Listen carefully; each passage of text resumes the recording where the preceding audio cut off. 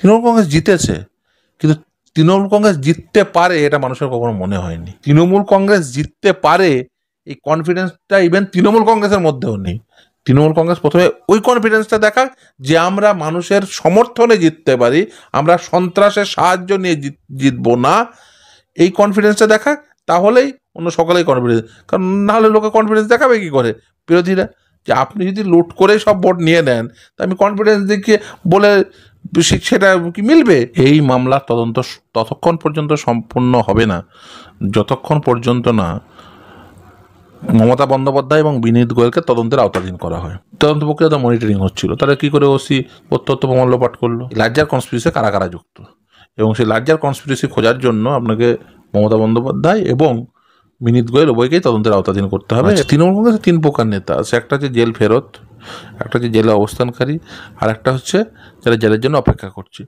আমার শুনে ভালো লাগলো যে তৃণমূল কংগ্রেস এখন অন্তত হ্যাকার হয়ে উঠতে পেরেছে। আগে তো জানতাম তৃণমূল কংগ্রেস মানে পেটো বাঁধা শওকত। একজন পুলিশ আধিকারিকের জন্য যে পদক্ষেপ করতে মমতা বন্দ্যোপাধ্যায়কে দেখা যায়, তার দলের নেতা নেত্রী ইভেন গ্রেপ্তার হলে তাকে সেই ভূমিকায় দেখা যায় না কেন? তাহলে একজন পুলিশ আধিকারিক বা প্রশাসনিক কর্তা তিনি কি মমতা বন্দ্যোপাধ্যায়কে তার যে সংশ্লিষ্টতা সেটা বেশি জানেন, সেই জন্য যে তাকে বেশি আড়াল করতে হয়? কার্যত বিনীত গোয়েলের নাম প্রকাশ করতেই দেখা গেল সঞ্জয় রায়কে বেনজির নিরাপত্তায় ঘিরে ফেলল কলকাতা পুলিশ।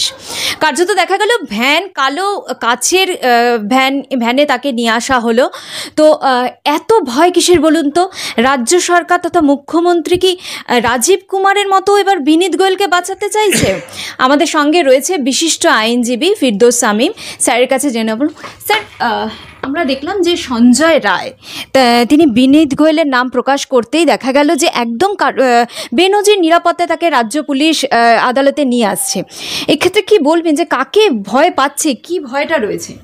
দেখুন, এই যে আরজি করে যে খুন ধর্ষণ মামলা, সেই মামলা যখন তদন্ত শুরু হয় প্রথম থেকেই আমি বলেছি যে এই মামলার তদন্ত ততক্ষণ পর্যন্ত সম্পূর্ণ হবে না যতক্ষণ পর্যন্ত না মমতা বন্দ্যোপাধ্যায় এবং বিনীত গোয়েলকে তদন্তের আওতাধীন করা হয়। তার কারণ হচ্ছে অত্যন্ত পরিষ্কার।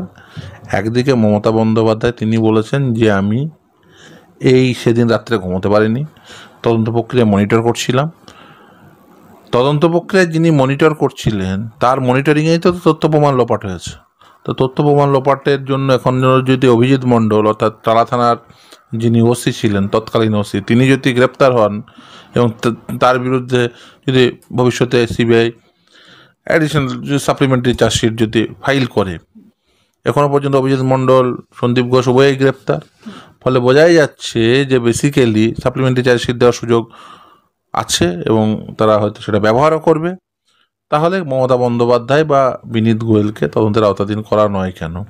যেখানে ইনকোয়েস্ট রিপোর্টে জুডিশিয়াল ম্যাজিস্ট্রেট যে ইনকোয়েস্ট প্রসিডিংস করেছিলেন সেখানে ধর্ষণের যথেষ্ট প্রমাণ পাওয়া সত্ত্বেও সেই সময় কলকাতা পুলিশের বক্তব্য কী ছিল, এইগুলো সমস্ত কিছুই তদন্তের আওতাধীন করলেই বোঝা যাবে যে তদন্ত এই লার্জার কনস্পিরেসি কারা কারা যুক্ত।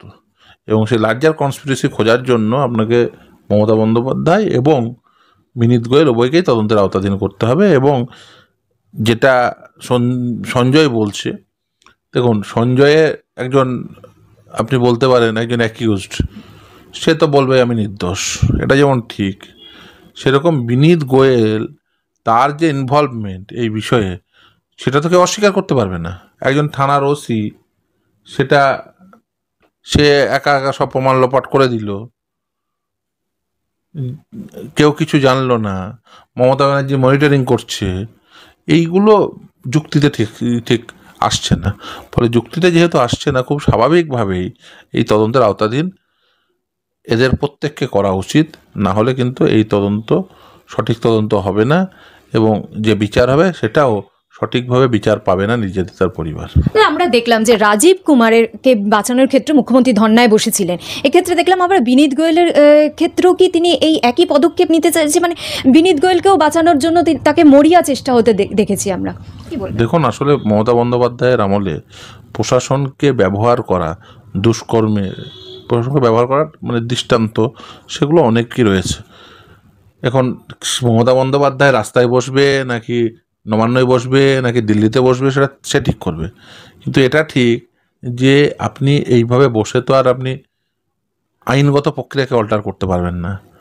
নিশ্চিতভাবেই এর আগে রাজীব কুমারের ক্ষেত্রে যে সব জিনিস দেখা গেছে তাতে খুব স্বাভাবিকভাবে আপনার মনে প্রশ্ন এসছে, আমারও মনে প্রশ্ন এসছে যে একজন পুলিশ আধিকারিকের জন্য যে পদক্ষেপ করতে মমতা বন্দ্যোপাধ্যায়কে দেখা যায়, তার দলের নেতা নেত্রী ইভেন গ্রেপ্তার হলে তাকে সেই ভূমিকায় দেখা যায় না কেন? তাহলে একজন পুলিশ আধিকারিক বা প্রশাসনিক কর্তা তিনি কি মমতা বন্দ্যোপাধ্যায়কে তার যে সংশ্লিষ্টতা সেটা বেশি জানেন, সেই জন্য যে তাকে বেশি আড়াল করতে হয়? এই প্রশ্ন মমতা ব্যানার্জির প্রতি আমার রইল। যে তাদের যদি এতটাই আত্মবিশ্বাস থাকে যে তারা জানে যে বিরোধীরা 6টার মধ্যে শূন্য পাবে, তাহলে উপনির্বাচনে আমরা দেখলাম চারিদিকে সন্ত্রাস, দেখলাম রাজ্যের পুলিশ বাড়িতে বাড়িতে গিয়ে কর্মীদের মারছে। তাহলে এত আত্মবিশ্বাস কোথায় গেল? তারা সন্ত্রাসবিহীন একটা ভোট করতে পারলো না। এটাই তৃণমূল কংগ্রেসের দেখুন স্বাভাবিক পরিণতি। তার কারণ হচ্ছে তৃণমূল কংগ্রেস যে প্রশাসনটি চালায় শাসক দল হিসেবে, সেখানে খুব স্বাভাবিকভাবে যেহেতু তারা দুষ্কৃতীদের সঙ্গে রেখেছে, দুর্নীতিগ্রস্তদের সঙ্গে রেখেছে, সেহেতু মানুষ তাদের সঙ্গে থাকবে না। আপনি যদি ভাবেন তৃণমূল কংগ্রেসের নাম্বার 2 পার্থ চ্যাটার্জি কোথায়? জেলে। তৃণমূল কংগ্রেসের আমলে খাদ্যমন্ত্রী জ্যোতিপ্রিয় কোথায়? জেলে। তৃণমূল কংগ্রেসের একাধিক নেতা নেত্রী মানে যুব নেতা, এখন তৃণমূল কংগ্রেস যুব যুব ব্যাপার তো কোন মানে ইভেন তারা অভিষেক বন্দ্যোপাধ্যায় খুব ঘনিষ্ঠ, কুন্তল, শান্তনু জেলে। তৃণমূল কংগ্রেসের তো লোকজন এখন খোঁজ করছে যে তৃণমূল কংগ্রেসের নেতৃত্বস্থানীয় কোন কোন ব্যক্তি এখন জেলে এখনো পর্যন্ত যায়নি, তার লিস্ট বানাচ্ছে। তৃণমূল কংগ্রেসের 3 প্রকার নেতা আছে, একটা হচ্ছে জেল ফেরত, একটা হচ্ছে জেলে অবস্থানকারী, আর একটা হচ্ছে যারা জেলের জন্য অপেক্ষা করছে। দিনের দিন লোকে দেখছে যে তৃণমূল কংগ্রেসের জেলের জন্য অপেক্ষারত নেতার সংখ্যা কমছে। ফলে এই যে সংখ্যাটা কমতে কমতে কমতে কমতে মানে একদম শেষে হয়তো শূন্য হয়ে যাবে, যে মানে জেলের জন্য কাউকে অপেক্ষা করতে হবে না, হয় জেল ফেরত নাহলে জেলে বন্দি। এই দুরকম নেতাই তৃণমূল কংগ্রেসে থাকবে। কিন্তু দেখুন তৃণমূল কংগ্রেস তাদের নিজেদের প্রতি যে কনফিডেন্স নেই সেটা বারবার রিফ্লেক্টেড হয়েছে।